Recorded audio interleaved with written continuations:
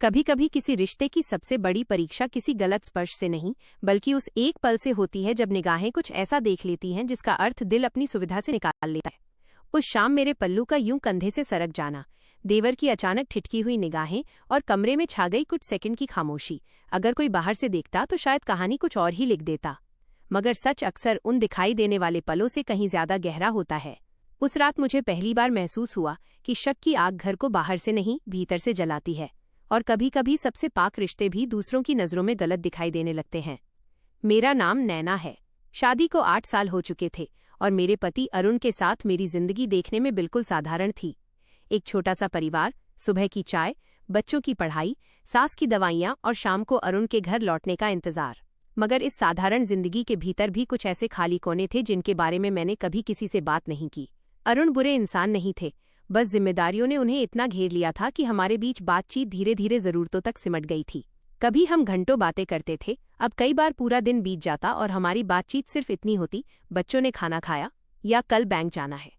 मैंने शिकायत करना छोड़ दिया था, क्योंकि मुझे लगता था कि घर चलाने वाले हाथों पर अपनी उदासी का बोझ रखना भी शायद स्वार्थ है। इसी घर में अरुण का छोटा भाई विवेक भी रहता था।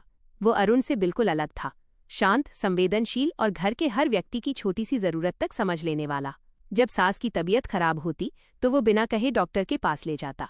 बच्चों की कोई समस्या होती तो उनके साथ बैठकर समझाता। मेरे लिए उसके मन में हमेशा एक सम्मान रहा और मेरे मन में उसके लिए एक स्नेह, बिल्कुल वैसा जैसा छोटे भाई के लिए होता है।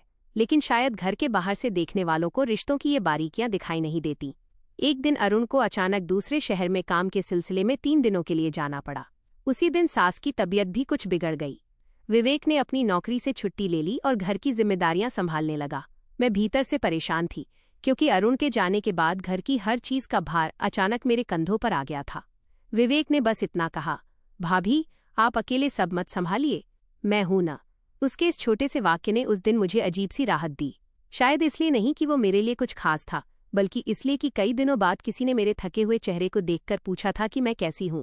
तीसरे दिन शाम को बारिश हो रही थी, बिजली बार बार जा रही थी और बच्चे कमरे में बैठे मोमबत्ती की रोशनी में पड़ रहे थे। मैं रसोई से चाय लेकर निकली ही थी कि अचानक तेज हवा का झोंका आया। मेरी साड़ी का पल्लू कंधे से ढीला होकर नीचे खिसक गया। मैंने उसे संभालने के लिए हाथ बढ़ाया ही था कि सामने खड़ा विवेक एकदम दूसरी ओर देखने लगा। उसके चेहरे पर झिझक थी। मैंने मुस्कुराकर कहा, इतने परेशान क्यों हो गए, मैं खुद संभाल सकती हूँ।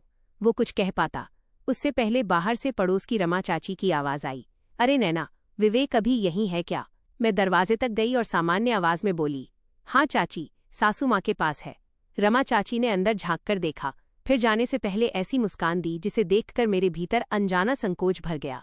मुझे समझ नहीं आया कि उनकी नज़रों में वो कुछ क्षण क्या बन चुके थे। रात को जब सब सो गए, मैं बरामदे में बैठी बारिश देख रही थी। विवेक दवा का डिब्बा लेकर सास के कमरे से निकला और मेरे पास आकर बोला, भाभी, माँ की दवा रात वाली दे दी है, आप भी थोड़ा आराम कर लीजिए। मैंने उसकी ओर देखा। उसके चेहरे पर वही सहज चिंता थी, लेकिन मेरे मन में रमा चाची की मुस्कान घूम रही थी। मैंने धीमे से पूछा, विवेक, लोग हमारे बारे में कुछ गलत तो नहीं सोचते? वह कुछ क्षण चुप रहा, फिर उसने बहुत गंभीर स्वर में कहा, लोगों को सोचने से कौन रोक सकता है भाभी, लेकिन हमें अपने रिश्ते की सच्चाई पता होनी चाहिए।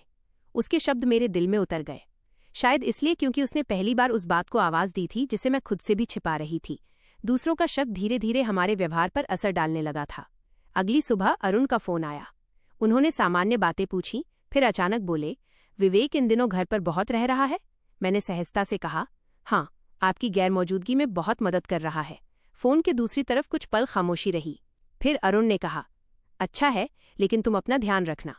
उनका लहजा सामान्य था, मगर मेरे मन में एक कांटा चुभ गया। क्या उन्हें भी किसी ने कुछ कहा था? क्या रमा चाची की नज़रें अब अरुण तक पहुंच चुकी थीं? या मैं ही जरूरत से ज्यादा सोच रही थी? उसी शाम एक और घटना ने मेरे मन का संतुलन बिगाड़ दिया। मैं बाजार से लौट रही थी तो मैंने आंगन के पास विवेक और रमा चाची को धीमी आवाज में बात करते देखा। रमा चाची के हाथ में मेरा नाम लिखा हुआ एक छोटा सा कागज था।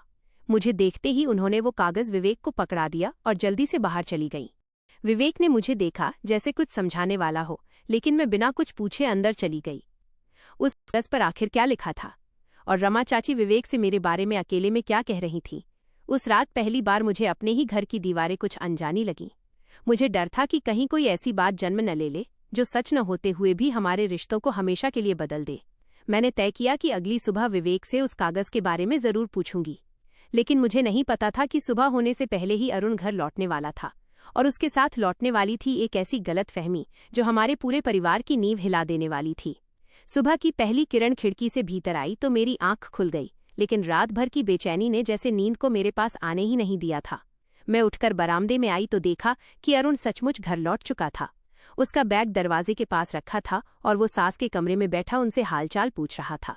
मुझे उसे देखकर खुशी होनी चाहिए थी, लेकिन मेरे भीतर अजीब सी घबराहट थी।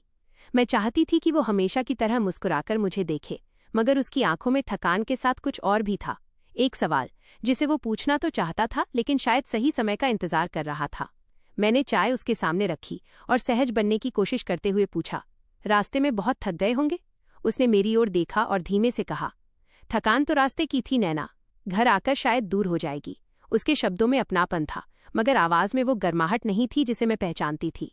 मैं कुछ कह पाती उससे पहले उसकी नज़र आंगन के उस कोने पर चली गई जहां विवेक खड़ा था। दोनों भाइयों की नजरें मिलीं और अगले ही पल विवेक ने नजरें झुका लीं। उस छोटी सी खामोशी ने मेरे भीतर तूफान खड़ा कर दिया। नाश्ते के बाद अरुण ने मुझे अकेले में बुलाया। कमरे का दरवाज़ा बंद होते ही मेरा दिल तेजी से धड़कने लगा। उसने जेब से वही छोटा सा कागज निकाला जिसे मैंने पिछली शाम रमा चाची के हाथ में देखा था। ये क्या है? उसने पूछा। मेरे हाथ ठंडे पड़ गए। मैंने कागज लेने के लिए हाथ बढ़ाया, लेकिन उसने उसे वापस खींच लिया। पहले बताओ, विवेक और रमा चाची के बीच मेरे बारे में क्या बात हो रही थी? मैं कुछ क्षण उसे देखती रही, फिर मैंने पूरी बात बता दी। कैसे मैंने दोनों को बात करते देखा था और कैसे मुझे लगा कि बात मेरे बारे में थी। अरुण कुछ देर चुप रहा, फिर उसने कागज मेरी ओर बढ़ा दिया। उस पर सिर्फ इतना लिखा था, नैना को अभी मत बताना, पहले अरुण से बात कर लेना। नीचे रमा चाची के हस्ताक्षर थे। मेरा चेहरा सफ़ेद पड़ गया। लेकिन बात क्या है? मैंने कांपती आवाज में पूछा। अरुण ने कहा, यही तो मैं भी जानना चाहता हूँ। उसी समय बाहर से बर्तन गिरने की आवाज आई। हम दोनों कमरे से बाहर निकले तो विवेक दरवाजे के पास खड़ा था। उसकी आंखों में बेचैनी थी। अरुण ने उसे देखते ही पूछा, तुम रमा चाची से क्या छिपा रहे हो? विवेक ने एक पल मेरी ओर देखा और फिर अरुण की तरफ। उसने कहा, भैया मैं सब बताऊंगा, लेकिन भाभी के सामने नहीं। मेरे पैरों तले जमीन खिसक गई। अगर बात इतनी साधारण थी तो मेरे सामने कहने में उसे क्या परेशानी थी? अरुण ने भी शायद यही सोचा, क्योंकि उसके चेहरे पर पहली बार साफ शक दिखाई दिया। उसने कठोर स्वर में कहा, जिस बात में मेरी पत्नी का नाम है उसमें उससे कुछ छिपाने की जरूरत नहीं। विवेक चुप रहा। फिर उसने धीमे से कहा, ठीक है, लेकिन जो मैं कहूंगा उसे पूरा सुनना। विवेक ने जो बताया उसने मेरे भीतर जमा कई सवालों को और उलझा दिया। रमा चाची ने कुछ दिनों पहले मोहल्ले में मेरे बारे में तरह तरह की बातें सुनी थीं। उन्हें लगा था कि अरुण के बाहर रहने के दौरान विवेक और मेरे बीच जरूरत से ज्यादा निकटता हो रही है। उन्होंने विवेक को समझाया था कि घर में किसी तरह की गलतफहमी पैदा होने से पहले अरुण से बात कर ले। वही कागज उनके कहने का लिखित संदेश था। विवेक ने उनसे सिर्फ इसलिए अकेले में बात की थी ताकि वो उन्हें समझा सके कि उनके मन में जो शक है वो निराधार है। मगर इस कहानी का सबसे अजीब हिस्सा अभी बाकी था। विवेक ने जेब से एक पुरानी रसीद निकाली और अरुण के सामने रख दी। भैया, मैं नैना भाभी के लिए कुछ छिपा रहा था, लेकिन वजह वो नहीं थी जो आप सोच रहे हैं। मेरी सांस जैसे रुक गई। रसीद एक महिला चिकित्सालय की थी, मेरे नाम से।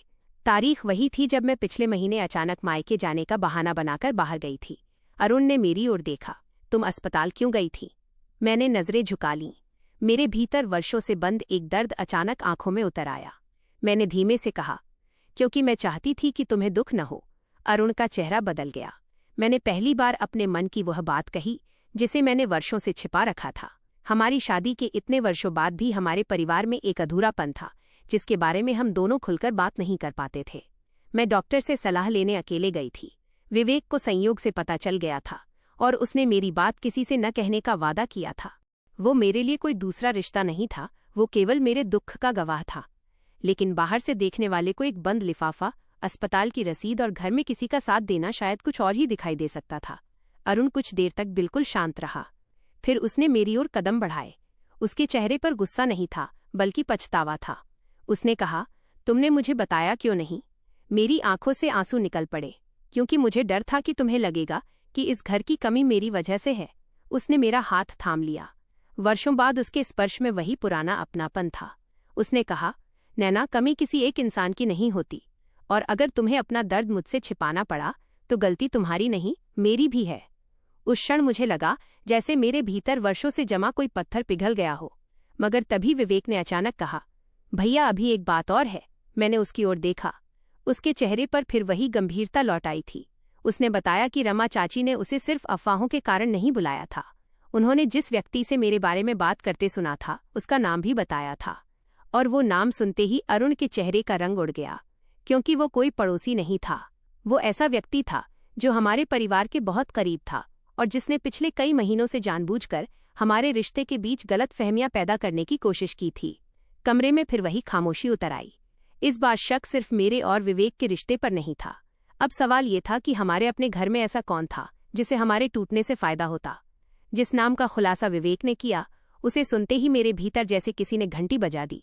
वह नाम था रमा चाची का बेटा सुरेश। सुरेश कई महीनों से अरुण के साथ व्यापार के काम में जुड़ा हुआ था और घर में उसका आना जाना भी बिल्कुल सामान्य था। अरुण ने अविश्वास से विवेक को देखा और पूछा, तुम्हें कैसे पता? विवेक ने बताया कि कुछ दिन पहले उसने सुरेश को रमा चाची से कहते सुना था कि अगर अरुण और नैना के बीच दरार पड़ जाए तो अरुण अपने हिस्से की जमीन बेचने को मजबूर हो सकता है। सुरेश को उस जमीन में अपना फायदा दिखाई दे रहा था। उसने पहले छोटी छोटी बातों से शक पैदा किया, फिर मेरी और विवेक की सामान्य बातचीत को बढ़ा चढ़ाकर लोगों के सामने पेश करना शुरू किया। वो जानता था कि घर में पहले से मौजूद भावनात्मक दूरी उसके झूठ को आसानी से जगह दे सकती है। रमा चाची ने उसकी बातें सच मान ली थीं और वही गलतफहमी धीरे धीरे पूरे मोहल्ले में फैलने लगी थी। अरुण के चेहरे पर गुस्सा साफ दिखाई दे रहा था, मगर इस बार उसने जल्दबाजी नहीं की। उसने विवेक से कहा कि बिना सबूत किसी पर आरोप नहीं लगाया जाएगा। उसी शाम सुरेश घर आया। हमेशा की तरह उसके चेहरे पर बनावटी सहजता थी। उसने अरुण से काम की बातें की, फिर मेरी तरफ देखकर मुस्कुराया और बोला, भाभी अब तो भैया आ गए हैं, आपको भी आराम मिल जाएगा। उसकी बात सामान्य थी, लेकिन अब हर शब्द के पीछे छिपे अर्थ को हम तीनों अलग नजर से देख रहे थे। विवेक चुपचाप मोबाइल पर कुछ ढूंढ रहा था। थोड़ी देर बाद उसने अरुण को कुछ रिकॉर्डिंग सुनाई। उसमें सुरेश की आवाज थी, जो रमा चाची से मेरी और विवेक की नज़दीकी को लेकर बातें कर रहा था। उसने वही घटनाएं बताई थीं जिन्हें उसने खुद तोड़ मरोड़ कर पेश किया था। सच सामने आने लगा था, मगर मुझे सबसे ज्यादा दुख इस बात का था कि इतने दिनों तक हमने एक दूसरे पर भरोसा करने के बजाय दूसरों की बातों को जगह दी थी। सुरेश से जब अरुण ने सीधे सवाल किया तो पहले वो मुकर गया, फिर रिकॉर्डिंग सुनते ही उसकी आवाज बदल गई। उसने स्वीकार किया कि जमीन के लालच में उसने घर में गलतफहमियां पैदा की थीं। उसने मेरी एक तस्वीर भी दिखाई जिसमें मैं विवेक के साथ अस्पताल से बाहर निकल रही थी। तस्वीर को इस तरह लिया गया था कि देखने वाले को लगे हम दोनों किसी खास वजह से वहां साथ थे, मगर पूरी सच्चाई ये थी कि उस दिन विवेक मुझे डॉक्टर से मिलने ले गया था, क्योंकि अरुण शहर से बाहर था और मैं अकेले जाने की स्थिति में नहीं थी। तस्वीर गलत नहीं थी, लेकिन उसका अर्थ गलत बनाया गया था। यही शक की सबसे खतरनाक खूबी है। वो झूठ बोलने के लिए हमेशा झूठी तस्वीर नहीं मांगता, कभी कभी वो सिर्फ आधा सच मांगता है।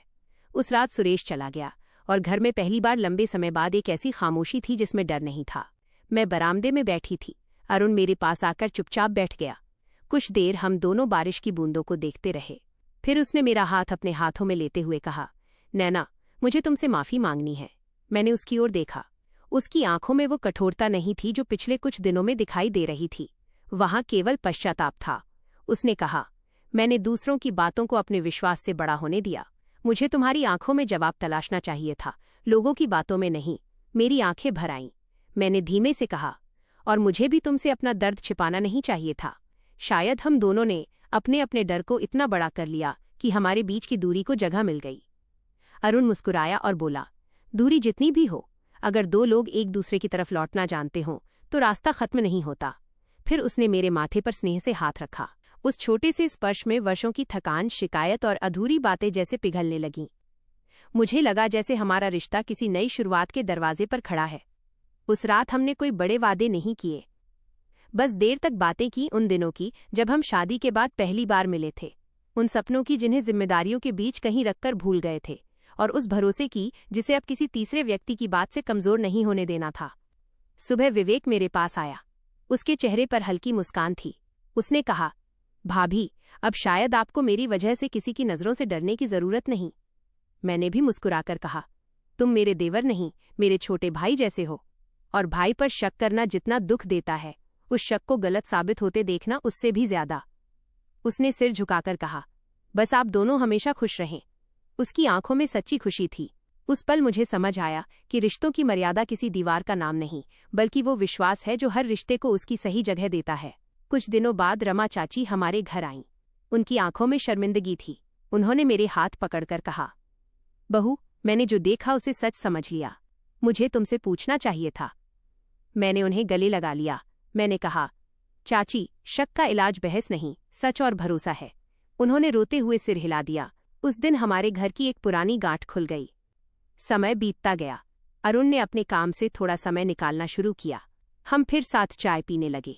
शाम को छत पर बैठकर बातें करते और कभी कभी बिना किसी खास वजह के एक दूसरे को देखकर मुस्कुरा देते। हमारे बीच पहले जैसा बचपना लौटने लगा था। एक शाम बारिश के बाद आकाश पर हल्का इंद्रधनुष निकला। मैं कपड़े समेटने छत पर गई तो हवा के झोंके से मेरा पल्लू फिर कंधे से ढीला होकर सरक गया। मैंने उसे संभालने के लिए हाथ बढ़ाया। सामने अरुण खड़ा था। उसने मुस्कुराकर कहा, अब तो मैं जानता हूं कि हर दृश्य का अर्थ वही नहीं होता जो दूर से दिखाई देता है। मैं हंस पड़ी। उसने मेरा पल्लू ठीक किया और बोला, लेकिन इस बार एक बात जरूर समझ आया है। मैंने पूछा, क्या? उसने मेरी आंखों में देखते हुए कहा, तुम्हें खोने का डर मुझे तुमसे दूर नहीं, तुम्हारे और करीब ले आया। मैंने उसका हाथ थाम लिया। नीचे आंगन में बच्चे हंस रहे थे, सास पूजा की तैयारी कर रही थी और विवेक किसी काम में व्यस्त था। वही घर, वही लोग, वही रिश्ते थे, बस हमारे भीतर कुछ बदल चुका था। अब किसी की निगाह, किसी की आधी बात या किसी तस्वीर का अधूरा सच हमारे बीच दीवार नहीं बना सकता था। उस शाम इंद्रधनुष धीरे धीरे फीका पड़ गया, मगर मेरे जीवन में उसके रंग ठहर गए। मैंने जाना कि प्यार हमेशा बड़े वादों में नहीं मिलता। कभी वो थके हुए चेहरे पर रखे हाथ में मिलता है, कभी बिना पूछे समझ लिए गए दर्द में, और कभी उस विश्वास में जो शक की सबसे गहरी रात के बाद भी सुबह का रास्ता ढूंढ लेता है। मैंने अरुण के कंधे पर सिर रख दिया। उसने मेरा हाथ थामे रखा। हमारे बीच कोई शब्द नहीं था, फिर भी उस खामोशी में वर्षों की सारी अधूरी बातें पूरी हो चुकी थीं। और उस दिन मुझे सच में लगा, कुछ रिश्ते टूटने के लिए नहीं, बल्कि एक बार टूटने की कगार तक जाकर और ज्यादा मजबूत होने के लिए बने होते हैं। दोस्तों, उम्मीद करती हूँ आपको हमारी कहानी पसंद आई होगी। कहानी पसंद आई है तो वीडियो को लाइक और कमेंट जरूर करें। चैनल पर नए हैं तो चैनल को सब्सक्राइब करें और हाँ, नोटिफिकेशन बेल को जरूर दबाएं ताकि अगली अपडेट सबसे पहले आपको मिले। धन्यवाद।